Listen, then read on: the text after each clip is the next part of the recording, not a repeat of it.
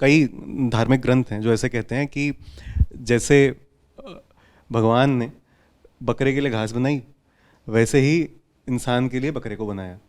नहीं, ये अगर कहा भी जा रहा है तो इसका सही अर्थ समझना पड़ेगा। कहा जा रहा है कि ऊपर वाले ने बकरे के लिए घास बनाई और वैसे ही इंसान के लिए बकरा बनाया है। नहीं, इंसान के लिए बकरा बनाया है इस अर्थ में कि इंसान उस बकरे की रक्षा करे। ऐसे नहीं कि इंसान उस बकरे का भक्षण करे। रक्षण करना है उसका, भक्षण नहीं करना है। तो ये भी कहना कि इंसान ने वो बकरा मेरे लिए बनाया है, तुम्हारे मेरे खाने के लिए बनाया है। तुम सिर्फ एक बहुत बड़ा पेट हो क्या? मैं तुमसे कोई बोलूं कि ये चीज तुम्हारे लिए है तो तुम तुरंत उसको खाना शुरू कर दोगे? तुम अगर ये बोलो भी कि इंसान ने बकरा, कि भगवान ने, ऊपर वाले ने, गॉड ने, खुदा ने बकरा बनाया है इंसान के लिए, तो उसने बोल दिया अच्छा ठीक है, ऊपर वाले ने बकरा इंसान के लिए बनाया है। समझ में आई बात? तो जब भी तुम्हें बोला जाता है कोई चीज़ तुम्हारे लिए, तुम उसे खाना शुरू कर देते हो। तुम्हारे सामने कुछ भी रखा जाएगा, मैं तुम्हारे लिए जूते लेके आऊं एक जोड़ी, और मैं कहूं मैं तुम्हारे लिए जूते लेके आया हूं, तो तुम जूता खाना शुरू कर दोगे क्या? मैं तुम्हारे लिए मोबाइल लेकर आऊं एक नया, मैं कहूं तुम्हारे लिए मोबाइल लेकर आया हूं, तो तुम मोबाइल चबाना शुरू कर दोगे? अरे तुम समझो तो कि वो किस अर्थ में तुम्हारे लिए है। पूरी प्रकृति निश्चित रूप से मनुष्य के लिए है। किस अर्थ में? चबाने के अर्थ में नहीं। किस अर्थ में पूरी प्रकृति, बकरा हो, पेड़ हो, नदी हो, पहाड़ हो, पूरी प्रकृति मनुष्य के लिए है। पर किस अर्थ में? भोग के अर्थ में नहीं, कंजम्पशन के अर्थ में नहीं है।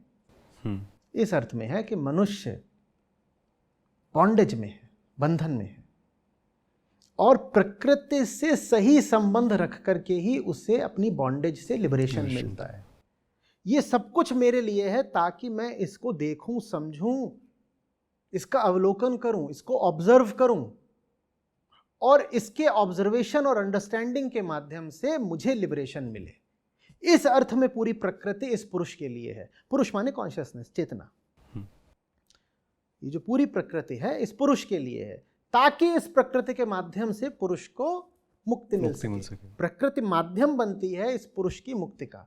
पुरुष माने मेल नहीं, पुरुष माने कॉन्शियस पर्सन। तो प्रकृति माध्यम बनती है चेतना की मुक्ति का। इस अर्थ में प्रकृति मेरे लिए है। प्रकृति मेरे चबाने के लिए थोड़ी है कि कोई बोले कि ये पहाड़ तुम्हारे लिए तो मैंने आके पहाड़ काट दिए। जो ही चीज मेरे लिए मैं उसे काट दूंगा। ये कौन सा मन है? ये किस तरीके की सोच है कि अगर कुछ मेरे लिए तो मैं उसे खा जाऊंगा? पागलपने की बात है। ऐसे तो मैं आपको ला करके दूं, बेटा ये लो, ये मैं आपके लिए नया दोस्त लाया हूं। अच्छा दोस्त मेरे लिए है, लाओ मैं दोस्त को ही चबा जाऊंगा।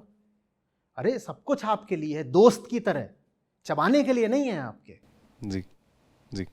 चबाने का काम जानवरों का है, इंसान भी चबाता है, लेकिन इंसान के लिए चबाना बहुत छोटी चीज है। इंसान के लिए ज्यादा बड़ी चीज क्या है?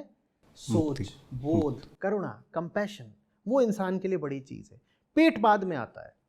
कोई इंसान हायर, कोई भी जानवर, माफ करिएगा, कोई भी जानवर हायर आइडियल्स के लिए जान नहीं देता। आपने कभी सुना है कि जानवर ने ऊंचे आदर्शों के लिए प्राण दे दिए? ऐसा कभी सुना है? ऐसा नहीं होता, क्योंकि जानवर के लिए उसका पेट ही सब कुछ होता है। उसको जहां पेट भर रहा होगा उधर चला जाता है।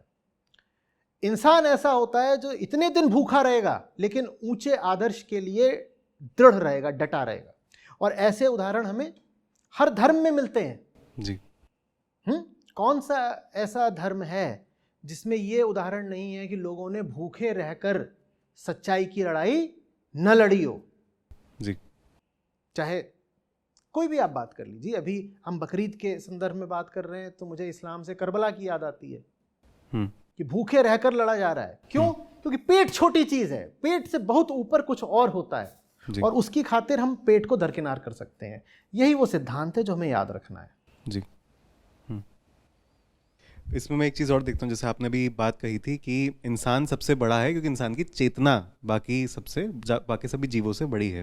मैं देखता हूँ लोग इसमें दूसरा तर्क लगाते हैं, लोग बात करते हैं फूड चेन की, कि देखो जंगल का नियम तो यही है कि छोटे जानवर को बड़ा जानवर खाता है। जंगल का नियम इंसान पर नहीं लागू होता भाई। आप जंगल से कब के बाहर आ गए?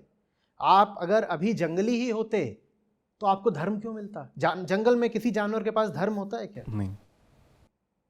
तो जो लोग अपने धार्मिक पूर्वाग्रहों, अपने रिलीजियस बायसेस और बिलीफ्स की रक्षा के लिए कहते हैं कि जंगल में तो फूड चेन चलती है, मैं उनसे कह रहा हूं जंगल में रिलीजन नहीं चलता, तो तुम रिलीजन का नाम क्यों ले रहे हो फिर?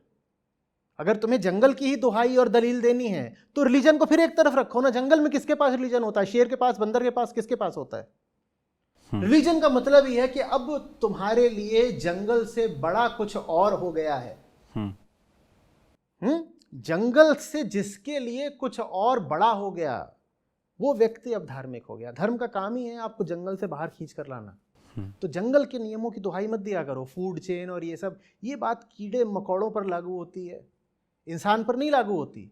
इंसान को देखना होगा कि वो किस तरीके से ज्यादा जीवों की रक्षा कर सके। वी आर द गार्जियंस, हम बाप हैं। ये पूरी पृथ्वी हमारी ट्रस्टीशिप में है, हमें सबकी रक्षा करनी है। हम यहाँ पर बुद्धि और बल लेकर इसलिए नहीं आए हैं कि सबका नाश कर देंगे। वो बड़ा गलत तरीका है इस पृथ्वी को देखने का, कि मैं सबसे ज़्यादा बुद्धि वाला और होशियार हूँ तो इसीलिए मैं सबको पकड़ के खा जाऊंगा, सबका एक्सप्लॉयटेशन करूंगा। ये कितना गंदा तरीका है पृथ्वी को देखने का। आप बाप हो सबके, आपके सब बच्चे हैं छोटे छोटे, आपको इनकी परवरिश करनी है। और उनकी परवरिश करने में ही आपका अपना भी कल्याण है जी। प्रकृति से सही संबंध रखने में ही चेतना का भी कल्याण है जी, पुरुष का भी जी। मुझे इस चीज़ से एक चीज़ याद आ रही है कि लोग पुरुषार्थ की बहुत बात करते हैं, लोग अपने सपनों को पूरे करने की बहुत बात करते हैं, पर इस तरह से कभी पुरुषार्थ को नहीं देखा जाता कि आप गार्जियनशिप में हो। हाँ।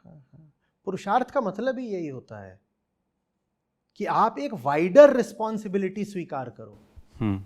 अपने लिए तो हर कीट पतंगा जी रहा है भाई, अपने लिए माने अपने पेट के लिए जी, अपनी प्रजाति को आगे बढ़ाने के लिए, अपने लिए कोई नर या मादा खोजने के लिए, तो सब ये सब जी रहे हैं। इंसान वो है ना जो अपने से आगे का भी कोई दायित्व स्वीकार कर पाए, उसको इंसान बोलते हैं जी। जो सिर्फ अपने लिए जी रहा है वो काहे का इंसान।